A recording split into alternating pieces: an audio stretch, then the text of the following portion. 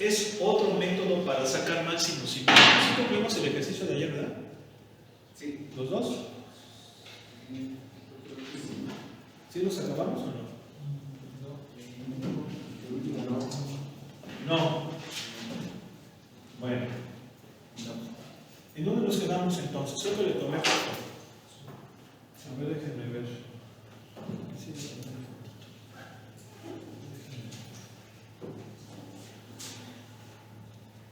A ver.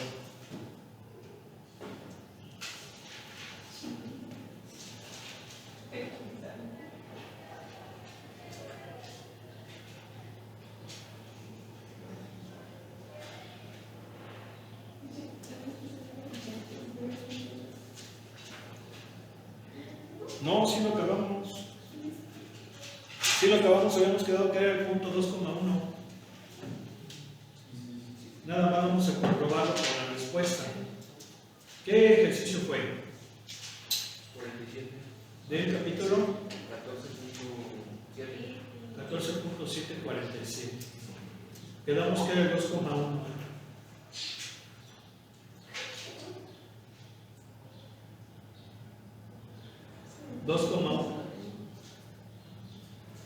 ¿Sí se fijan? Y ya nada más sacamos el volumen. El volumen es la base X, 2, Y, 1. Y la altura sustituyo en el plano. ¿Están de acuerdo que sustituyo en el plano? Para sacar el valor de Z. Si sustituyo en el plano, bueno, aquí dice que va a dar 2 tercios, ahí está, 4 tercios de unidades cúbicas. Ahí está. ¿Sí están de acuerdo? Bien. Entonces vamos a explicar rápidamente lo que son los multiplicadores de Lagrange. Se van a dar cuenta que es exactamente lo mismo. ¿Por qué? Porque también se trata de resolver máximos y mínimos, pero es un método principalmente basado en el gradiente. ¿Sí? Se basa en el gradiente, mientras que el tema que vimos fue con el hessiano, con el hessiano y las segundas derivadas. ¿Sí? Esa es la diferencia. Entonces, ¿en qué consiste el método de Lagrange? O Lagrange, a veces algunos así le conocen. Bueno, pues miren, está acá abajo. Básicamente, el método de Lagrange es el problema de optimización clásico. Yo no sé si todos ustedes vieron una investigación de operaciones. Investigación de operaciones es una materia muy interesante que como materia es más de los industriales. Porque investigación de operaciones prácticamente es resolver problemas que tienen que ver con cuestiones administrativas, con cuestiones industriales, con cuestiones económicas, bajo o utilizando matemáticas. ¿Sí? Es lo que vendría siendo el tema central de una carrera que se me hace muy interesante, que se llama actuaria. Yo no sé si ustedes han escuchado hablar de esa carrera. Actuario. Un actuario es un matemático especializado en cuestiones económicas, administrativas, sociales. ¿Sí? O sea, aplica matemáticas a esos campos. Claro que es muy diferente al matemático como tal, porque el matemático es un poco más científico, más técnico, tal vez más abstracto, si me explico, ¿no? Mientras que este cuate pues ya lo aplica en campos industriales. Es como decir matemáticas aplicadas a problemas productivos de la empresa, económicos, sociales, etc. ¿Sí? Entonces una carrera se me hace muy interesante, es relativamente nueva, no es muy vieja. Yo me acuerdo que cuando ya estaba en la prepa, uno de mis compañeros dijo, no, pues yo quiero estudiar actuaría, me voy a estudiar a Guadalajara. Yo hice la prepa en Morelia. ¿Y por qué se iba a estudiar a Guadalajara? Porque en ese entonces eran pocas las universidades que impartían esa carrera. y era una carrera que se impartía en universidades privadas principalmente, no tanto en universidades públicas. Ahora ya hay muchas universidades públicas que ya la ofrecen. Una de ellas es la que está aquí enfrente, ¿sí? Ya tiene también la carrera de actuaría. A mí se me hace interesante, yo creo que habría que aprender también aquí en el TGTM, ingeniería en actuaría, pues se me haría una cosa interesante, pero pues bueno, esperemos que las cosas mejoren. Entonces, prácticamente el tema central de la actuaría pues es la investigación de operaciones, así se le llama. Y es una materia como tal. Ustedes van a la biblioteca y buscan un libro de investigación de operaciones si existe, y van a hacer temas como, por ejemplo, se empieza con optimización, y la optimización en esas materias se conoce como programación. De hecho, la materia de investigación de operaciones todos los ingenieros la deben de llevar, aunque sea un curso, tal vez no 2 o 3 como lo deberían llevar los industriales, pero sí por lo menos un curso. Y yo cuando estudiaba la carrera sí llevábamos un curso de lo que se conoce como investigación de operaciones, nada más que con otro nombre. Se llamaba técnicas de planeación. Y sinceramente debo decirles, el profe que me la dio, híjole, no, o sea, sí, no la entendí, ¿sí? Es más, nos la daba con acetatos, ¿sí? Porque en ese entonces no había eso, nos la daba con acetatos, y era un ingeniero industrial, ¿sí? Entonces, pues sí, no, la verdad no se le entendía nada. Y esa materia de técnicas de planeación corresponde a lo que viene siendo programación lineal.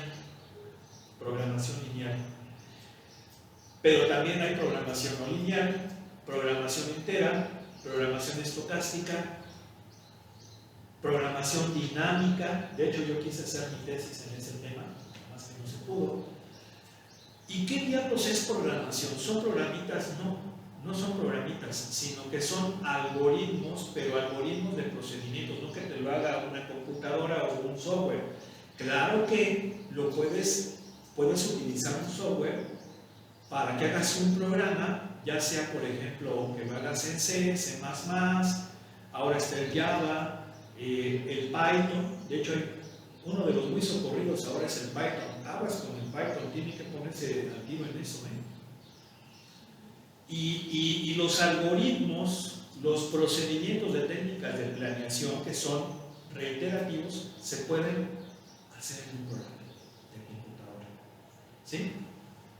De hecho, los industriales, el libro que llevan, y lo comento porque yo lo llevé en la maestría, fue uno de los que utilicé en la maestría, fue el Taja, ¿sí? Y de hecho el Taja tiene su disquetito ahí, bueno, en ese entonces ahora ya seguramente es YAN y CD, porque ya todo lo bajas.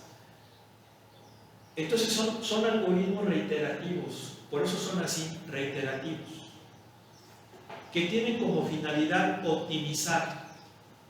¿Y qué es optimizar? Ya lo dijimos, maximizar o minimizar dependiendo del caso, ¿sí? Por ejemplo, uno de los temas de programación lineal está el problema de la ruta más corta, el problema del cartero chino. No sé si han escuchado hablar de ellos, los industriales lo van a ver, que es prácticamente escoger las trayectorias o los caminos que no utilizan el tiempo. Hay muchos temas, sinceramente es una materia muy interesante. Yo en su momento la llegué a dar aquí en el TEC, ya hace muchos años, pero se las di a los de sistemas. Los de sistemas llevaban investigación de operaciones. Y eran temas ya más de producción, por ejemplo, inventarios, teoría de colas, programación no lineal, etc. Pero ¿por qué les estoy echando todo este chorro? Porque ese tema de optimización dentro de la investigación de operaciones consiste en optimizar, que puede ser maximizar o minimizar según el caso, una función objetivo, así se le llama, función objetivo. Esa función objetivo, ¿qué puede ser? Producción, tiempo, costos, ganancias, materiales, etc. Es lo que voy a optimizar. Pero para optimizar necesito tener restricciones. Yo no tengo recursos infinitos.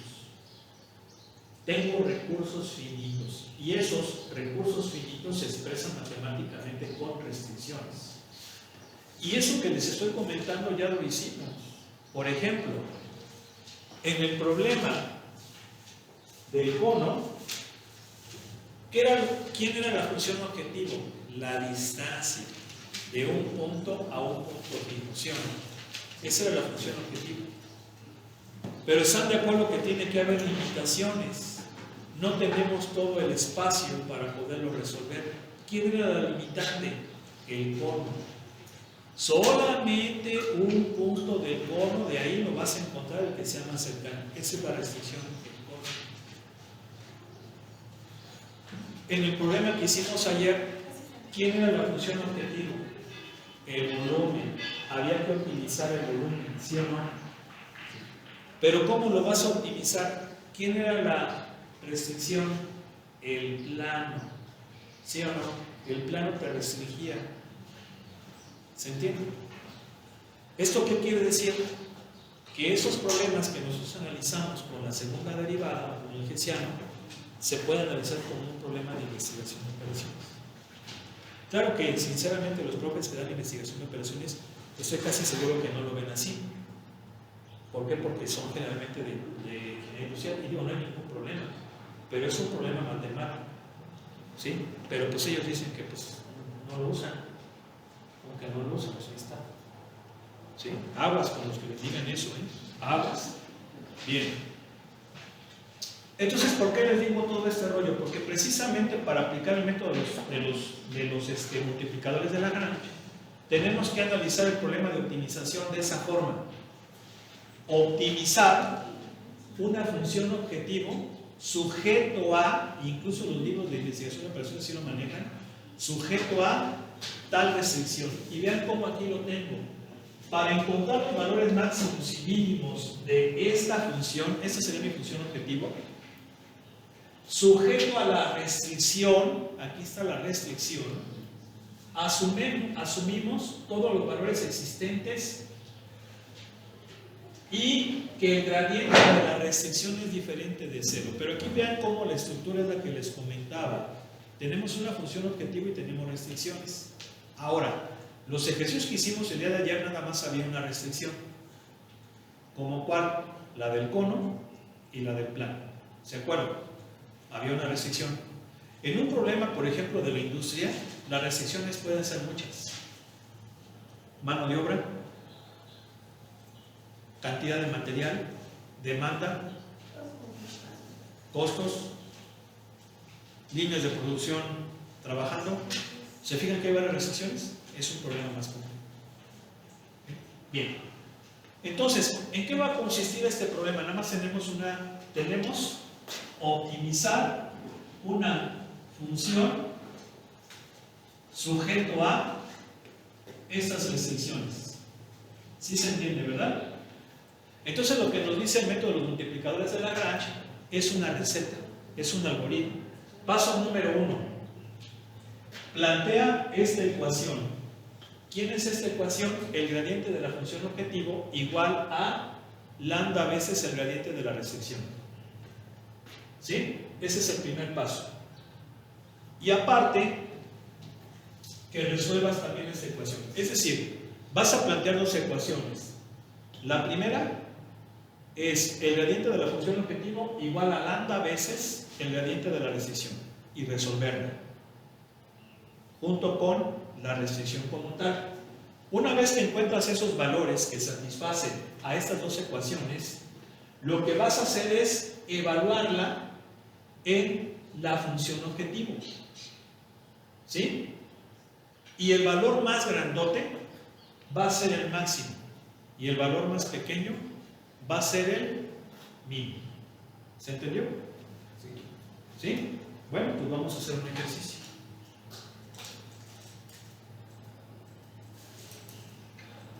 Ese es cuando es una restricción. Ahora, si son dos restricciones, es exactamente el mismo procedimiento. Vean, hay que plantear que el gradiente de f es la combinación lineal de los gradientes de las dos restricciones.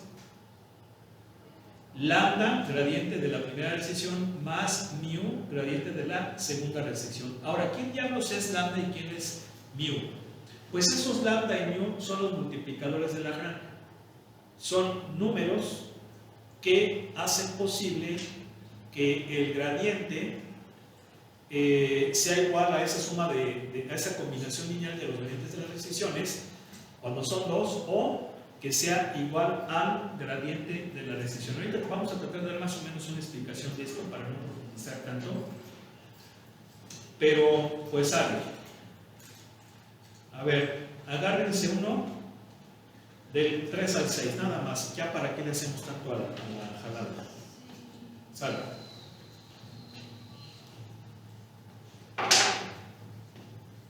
¿Seguro cuál? 3 al 6. Pero miren los demás. ¿Para qué voy a clase? Miren doble examen. Es el lunes. Es el lunes, ¿no? Vamos a sacar ahí una regla que no pasa. Pero bueno. Me voy a la bienvenida. ¿Verdad? ¿Cómo ves, chavo? ¿Cómo ves? ¿Verdad? Y así quieren pasar. ¿Están mal esos chavos, no? Apágale por favor al que no ingeniero. Bien, entonces fíjense, vamos a utilizar esta función objetivo sujeta a esta restricción, ¿sale? ¿Sí? ¿Qué hacemos? Número 1, planteamos esta ecuación. Gradiente de la función objetivo, ya la voy a poner ya directamente. Igual a lambda veces el gradiente de la restricción. ¿Sí estamos de acuerdo? Bien, ¿quién es el gradiente de x cuadrada más y cuadrada?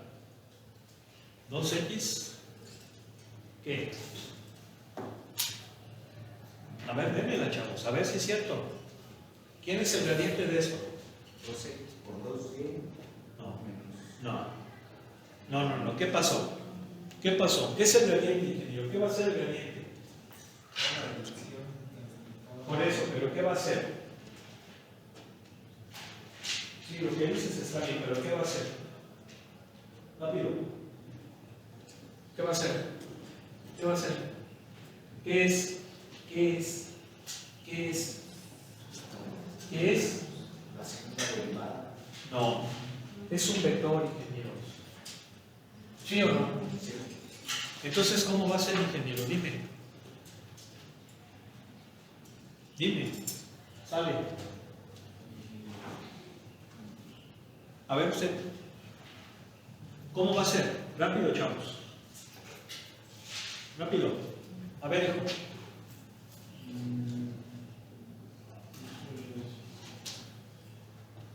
¿Cómo va a ser, ingeniero?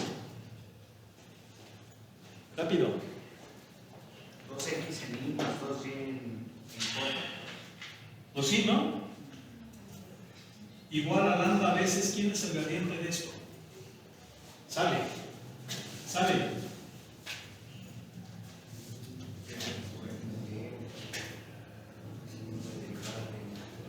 ¿Cómo va a ser eso?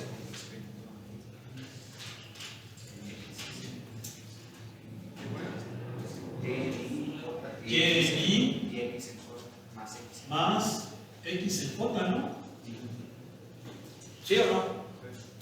Ahora, si esos son iguales, ¿significa qué cosa? Que 2x es igual a lambda y 2y igual a lambda x.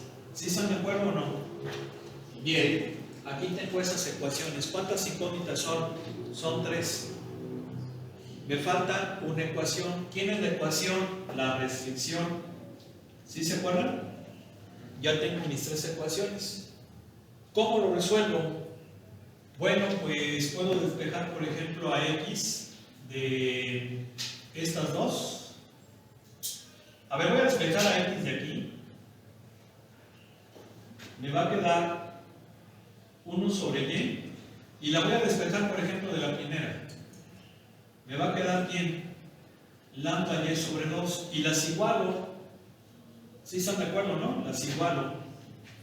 Entonces sería lambda y sobre 2 igual a 1 sobre y. ¿No hay cómo? Bien, entonces, ¿esto cuánto me da? Lambda y cuadrada igual a 2. ¿Sí? Pero no es suficiente aún. No es suficiente aún. A ver, vamos a despejar a lambda. Lambda de esta es 2x sobre y de esta de acá es x sobre, no, 2y sobre x. Si las igualo me va a quedar así. ¿Y esto a qué es igual? A 2x cuadrada igual a 2y cuadrada. ¿Estamos de acuerdo, sí o no? Sí. Y esto me lleva a esto. X cuadrada menos y cuadrada igual a 0. O lo que es lo mismo, x es igual a más menos y. ¿Sí estamos de acuerdo? Sí. Entonces, si x es igual a más menos y la sustituyo aquí, sería y igual a 1 sobre y. Mira, ¿sí estás de acuerdo? ¿Sí? Con el más. ¿Y de aquí qué te queda? Que y cuadrada vale 1, por lo tanto, y vale más menos 1. ¿Sí están de acuerdo? Sí. Bien. Y si y vale más menos 1, x vale más menos 1 también. ¿Sí? Esto quiere decir que mis valores serían 1,1 y menos 1,-1. ¿Sí están de acuerdo o no? Ahora, vamos a ver si cumple la restricción. Este 1 por 1, 1, menos 1 por 1, 1. Está bien. ¿Sí estamos de acuerdo? Habrá quien diga, necesitamos, fíjense cómo lo resolví esto, y ahora sí que va a depender del problema. ¿Cómo resuelvas el sistema de ecuaciones? ¿Sí? Eso ya depende de cada quien. Entonces aquí lo hicimos de esa forma y es la solución. Tendremos que sacar el valor del multiplicador de Lagrange y la respuesta es, no es necesario. Yo de hecho no lo suelo sacar, pero si quieren sáquenlo. Va a ser 2. ¿Sí o no? En cualquiera de los dos casos. Tanto para esta parejita como para esta parejita. ¿Sí están de acuerdo? ¿Sí? Porque es por parejita, ya se fijaron, ¿verdad? Son dos valores. Bien, ya los encontramos, ya resolvimos esta ecuación y la de la restricción. Ya están. ¿Sí o no? ¿Qué nos dice el paso número 2? Que sustituyamos en la función objetivo, ¿verdad? ¿Cuánto me va a dar? 2. ¿Sí? Y que sustituyamos todos. Entonces me falta pero ese también me da 2. ¿Sí están de acuerdo? Sí. Entonces, ¿qué nos dice el método? Que el más grandote es el máximo y el más pequeñito es el mínimo. Pero pues en este caso los dos son iguales. ¿Sí están de acuerdo? ¿Están de acuerdo? Sí. Entonces, pues pensaríamos que puede ser máximo o mínimo. A ver, vamos a ver qué respuesta da el libro. ¿Le puedes encender, por favor, ingeniero? ¿Qué capítulo es? 14.8, ¿no? Luego. ¿Sí? ¿Número? 3. El 3.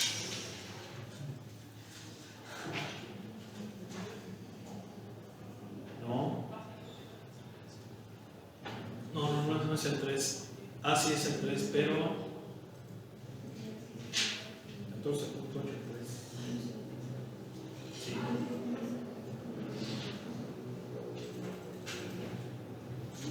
Bien, aquí está.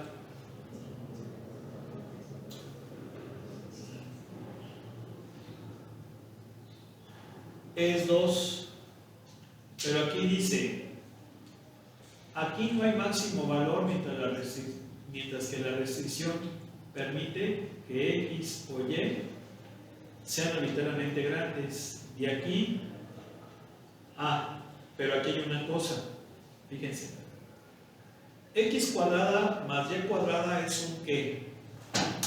Es un paraboloide circular. ¿Sí se acuerdan?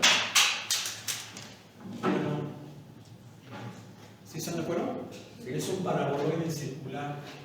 O sea que si yo trato de dibujar mi función objetivo, es una cosa como esta. ¿Sí están de acuerdo? Sí. Bien. Ahora, este compa, ¿qué onda? Pues este compa es la función recíproca en XY. Y la función recíproca pues es así. Porque acuérdense que Y toma cualquier valor. ¿Sí están de acuerdo? Sí. Es una cosa más o menos así. Entonces, ¿qué es lo que nos dice? Nos dice que es, ¿dónde está? Es el número 3. Que el valor mínimo, pero es igual, si se fijan que es mínimo, ¿no? Pero los dos, vamos, los dos son mínimos. ¿Sí? Los dos son mínimos. ¿Y por qué son mínimos? Porque hay valores más grandotes. A ver, si yo pongo mi ojito aquí, ¿qué es lo que voy a ver? Voy a ver esto.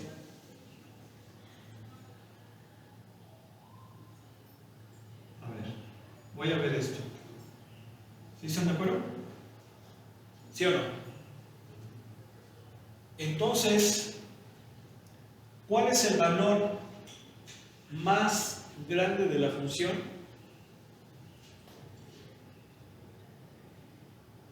Con esta restricción corresponde a ese punto. De hecho, ese punto va a ser el 1,2. Va a ser el 1,1,2 porque si lo sustituimos ahí me va a quedar así. ¿Sí están de acuerdo? ¿Sí? ¿No? Sí. Y además también porque hay valores más grandes que él. En la función hay valores más grandes que él, pero ese va a ser el mínimo con esa restricción. ¿Sí se entiende?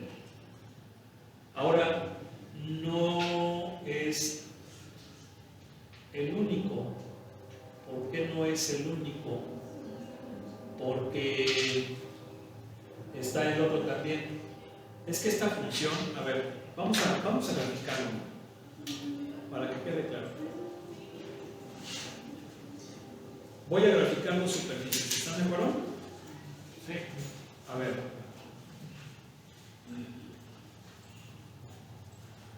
Y ya para pasar a la integración múltiple, porque ya necesitamos avanzar. Díganme por favor la función objetivo. Es z igual a X cuadrada más Y cuadrada. x cuadrada más y cuadrada. Sí. Bien. Vamos a llamarle a esta A y vamos a poner la restricción que es un plano. Es x igual a 1 sobre y. ¿Sale? ¿No oigo? Sí. Y vamos a llamarle B. ¿Sale? Y que nos ponga las dos.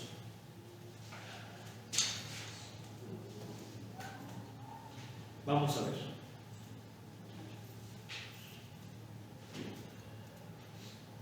Fíjense cuánto se está tardando, ¿eh? A ver, no me quiso desplegar las dos. ¿Por qué no me quiso desplegar las dos?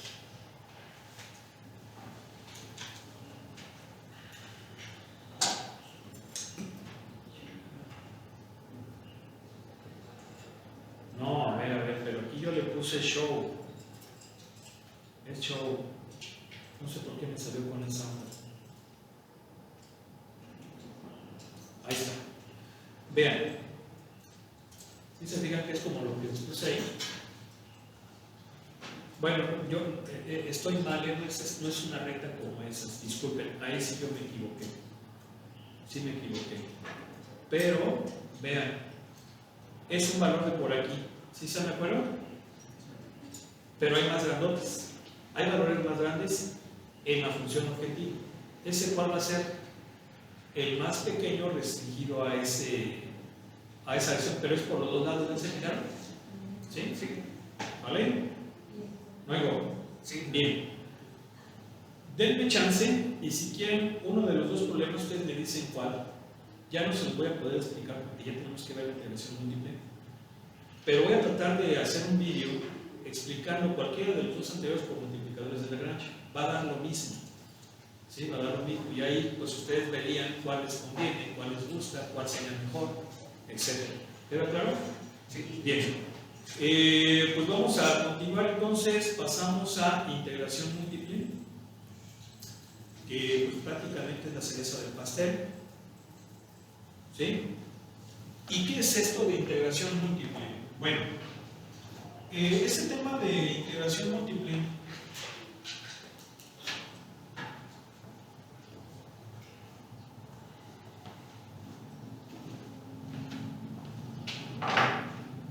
pues para poder entender tenemos que retomar lo que es cálculo integral, cálculo de una variable. Si ustedes se acuerdan, en cálculo de una variable había una interpretación geométrica que nos ayudó a entender mucho de la integral, que era el problema del área. ¿Sí o no? Sí. ¿Sí? Era el problema del área cuando yo prácticamente tengo una integral definida, pues esto es el área entre el eje X y la función, ¿verdad? Y la función, que son las cotas verticales, limitado de A a B. ¿Sí? ¿Estamos de acuerdo? Entonces es un área. Esa es la interpretación geométrica. Pues bien, ¿cómo va a ser entonces ahora para una función de dos variables? Y primero vamos a verlo como un volumen. ¿Por qué como un volumen? Si ustedes se fijan, yo aquí tengo esta lectura que dice: una integral doble de una función positiva es un volumen, el cual es el límite de la suma de los volúmenes de las columnas rectangulares. A ver, ¿cómo es esto? Bueno, si ustedes se fijan, voy a utilizar como base esto de aquí. A ver, yo aquí tengo, por ejemplo, el plano XY y aquí está Z. ¿Sí? ¿Estamos de acuerdo? Entonces, el área bajo esta curva aproximadamente es la suma de los volúmenes de estos prismas, porque son prismas rectangulares. ¿Sí están de acuerdo? Entonces, ¿cómo sería el volumen de un prismita? El área de un prismita es, el volumen de un prismita es área de la base por altura. A ver, pero vamos a ponerle superficie de la base por altura para no meter cosas en inglés. ¿Sí? Bien, voy a coger un rectangulito. Este es un rectangulito. Perdón, este es un prismita de esos. ¿Vale?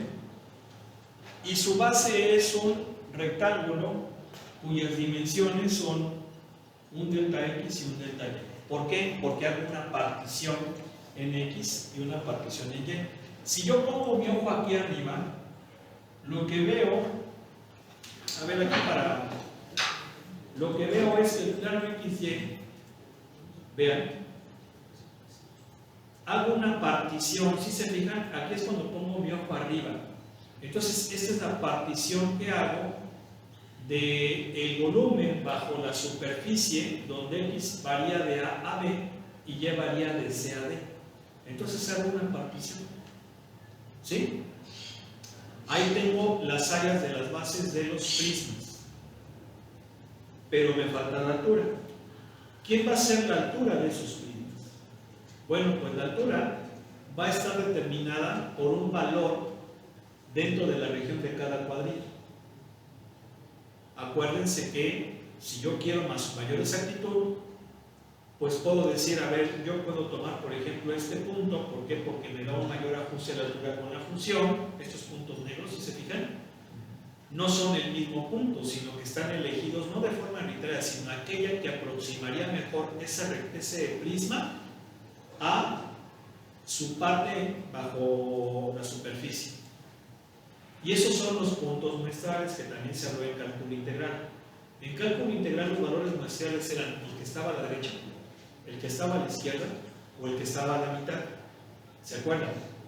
¿Sí? Sí. Pero podía ser el que estuviera punto 25 a la derecha, punto 30 a la izquierda, pero por cuestiones prácticas se uniformizaba todo para que fuera el de la derecha y el izquierdo del medio. ¿Se acuerdan? Sí. Bueno, pues aquí lo que estamos viendo es que tú puedes coger ese punto muestral como tú quieras, de tal suerte que se minimice el error, se haga una mejor aproximación. ¿Vale? ¿Sí o no? Sí. Entonces, estos puntitos negros, cuando yo los llevo hacia arriba, me van a determinar, ¿sí se fijan?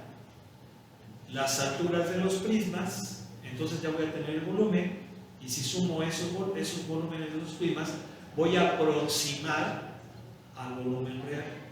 ¿Queda claro? ¿Sí? Entonces, lo que estoy viendo es que el volumen aproximadamente es la doble sumatoria. ¿Por qué doble sumatoria? Porque estoy sumando prismas cuya altura está dada por la función en un valor muestral x y ésimo y jésimo. ¿Sí están de acuerdo? Esto viene siendo la altura y la base es delta x por delta y. ¿Sí están de acuerdo o no? Entonces aquí es desde i igual a 1 hasta n, y este sería desde j igual a 1 hasta n. Es decir, la partición aquí yo la voy a hacer en n partecitas en x y en n partecitas en y. ¿Sí están de acuerdo o no? Sí. Bien, cuando yo hago que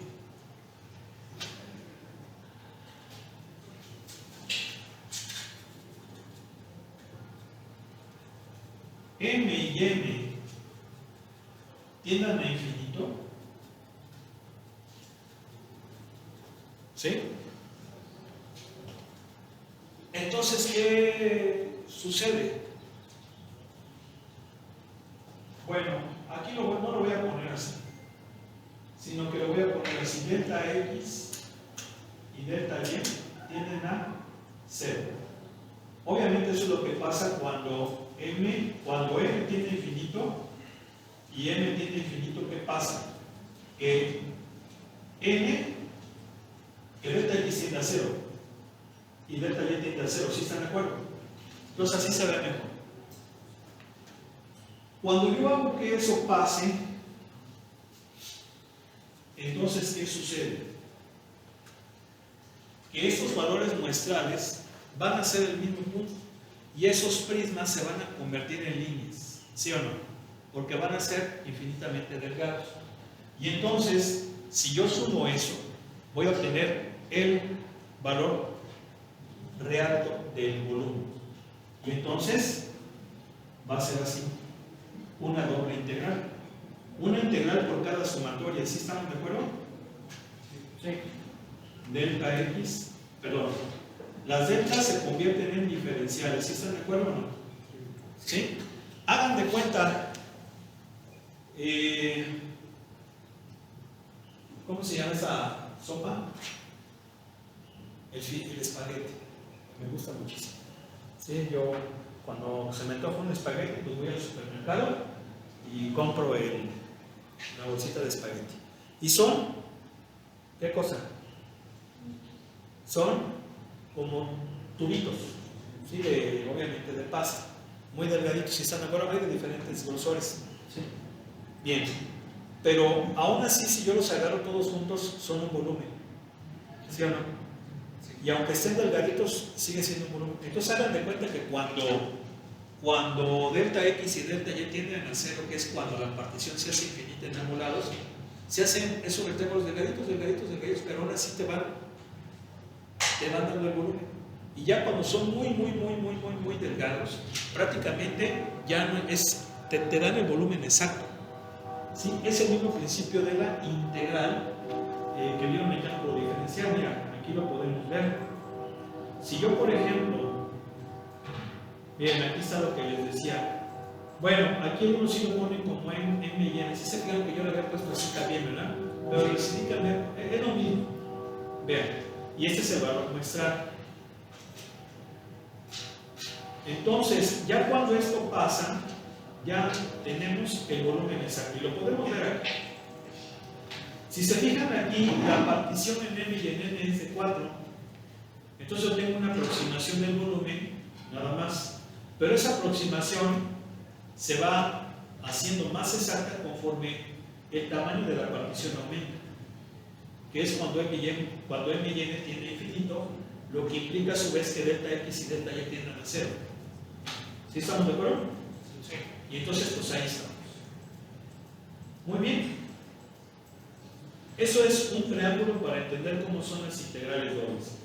Obvia, estas son integrales dobles, ¿sí? Si se fijan, me da la interpretación geométrica es el volumen bajo la superficie comprendida en una región del plano X, determinada por los límites de integración. Bien. Pero ¿cómo vamos a evaluar esas integrales dobles? Bueno, pues aquí vamos a ver este tema que es mucho más satisfactorio, mucho más apetecible que cuando son regiones constantes. ¿Qué es eso de regiones constantes? Ahorita lo explico. Pero básicamente en las regiones anteriores eran regiones bien bonitas, porque voy de un valor A a un valor B y de un valor C a un valor B, es decir, los límites son constantes. En esas integrales es de un número a un número y de otro número a otro número, pero generalmente esto puede que no sea así. Puede haber una región más generalizada donde la región esté limitada por funciones, entonces esto ya es más apetecible.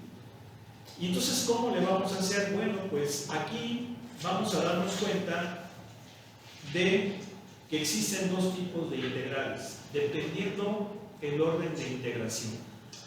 ¿Y qué es el orden de integración?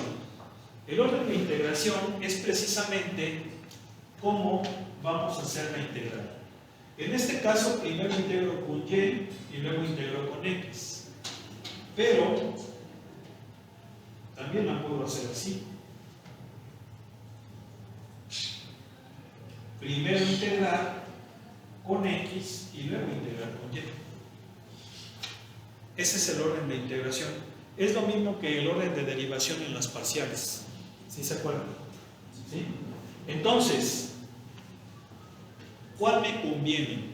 Bueno, pues eso va a depender del ejercicio. Va a haber unas donde convendrá hacerlas primero con X, luego con Y, o primero con Y, luego con X. ¿Por qué?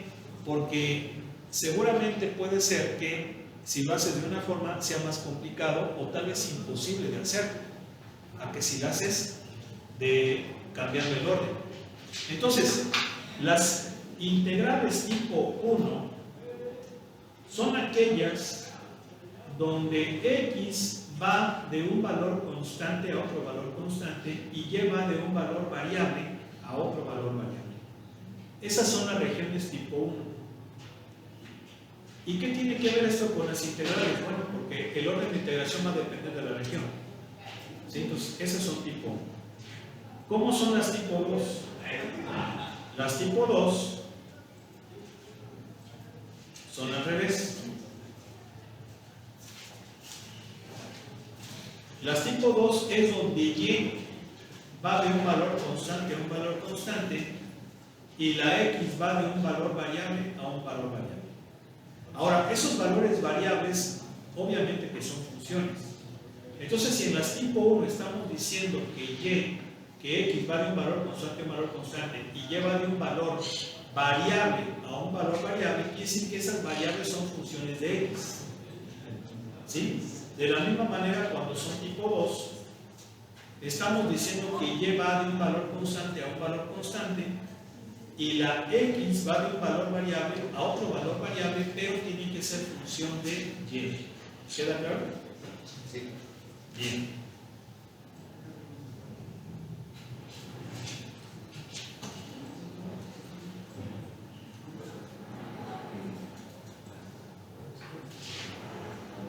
Las integrales dobles, todas las propiedades de las integrales simples se aplican. Aquí tenemos la propiedad de linealidad, tenemos la propiedad de la multiplicación escalar también. Aquí hay un teorema muy interesante, luego lo vamos a ver. A mí me gustaría que de una vez hiciéramos un ejemplo, porque yo lo veo así como que sí, pero pues ya no. Solo agárrenselo. Mira. Uno sencillito, sí, porque tenemos 6 minutitos. Agárrense uno. A ver.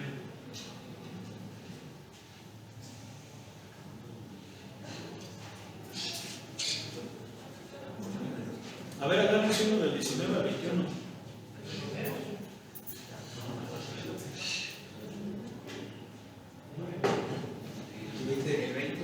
¿El 20? Sale, pues. Muy bien. Pero también les voy a entregar el examen. Bueno, vamos a dejarle aquí porque les voy a entregar el examen. Y bueno, pero espérenme, vamos a dibujarlo por el problema. A ver, dice bajo la superficie esta que tenemos aquí y sobre la región limitada por eso. A ver, les voy a comentar. Para hacer estos ejercicios, tengo que graficar la región sobre la cual voy a integrar. Si yo no grafico la región sobre la cual voy a integrar, el problema está mal. ¿Sí? El problema está mal. Tengo que graficar la región sobre la cual voy a integrar. Y la región sobre la cual voy a integrar es la que está limitada en el plano XY. ¿Sí? Entonces, eso sí lo tengo que poner en un examen. Si yo no lo pongo en un examen, está mal. Se acabó. ¿Vale? Bien. Entonces, me dice x igual a y cuadrada. Vamos a graficar. Si y vale 0, x vale 0. Si y vale más menos 1, x vale 1.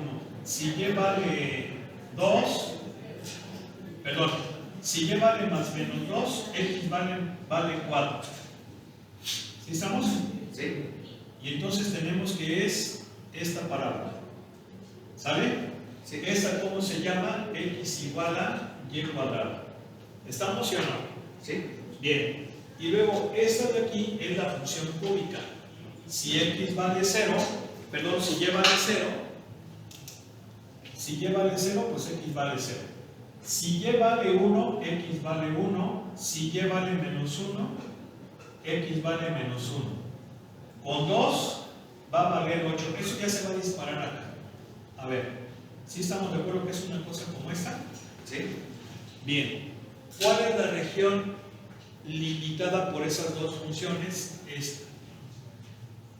¿Sí estamos de acuerdo? ¿Sí o no? Sí. Ahora, ¿dónde está esta superficie? Esta superficie está acá arriba. Esa no es necesario que la grafique. ¿Sí? Pero esta sí. Entonces el volumen va a ser la doble integral de ¿quién? De la altura. ¿Quién es la altura? La función. La función. Ahora viene la pregunta de oro. Primero integro con respecto de x o con respecto de y. Y la forma simple de explicarla es esta. Si yo integro primero, a ver, en una integral doble, que también se llaman reiteradas porque voy de dentro hacia afuera, la integral de más adentro puede tener límites variables, pero si son variables, la variable debe de ser con respecto a la siguiente variable. La última variable de una integral integrada no puede ser variable, tiene que ser constante. ¿Sí? Bueno, vamos a dejarle ahí, porque me va a llevar tiempo y además pues, tengo que entregarle 2 exámenes.